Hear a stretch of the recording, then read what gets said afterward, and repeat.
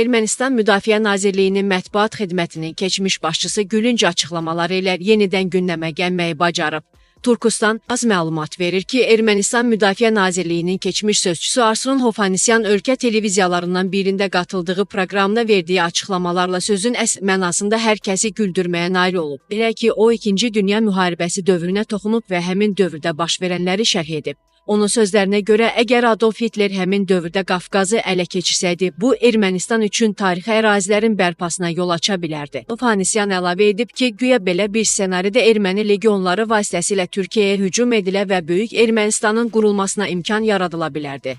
Hovhannisyanın verdiyi bu sərsəm açıqlamalar elə öz ölkəsində də gülüşlə qarşılanıb. Sosial şəbəkələrin erməni segmentində onun fikirlərinə lağlağı ilə yanaşıblar. Qeyd edək ki, Hovhannisyan 44 günlük müharibə zamanı Ermənistan Müdafiə Nazirliyinin sözçüsü vəzifəsində çalışıb.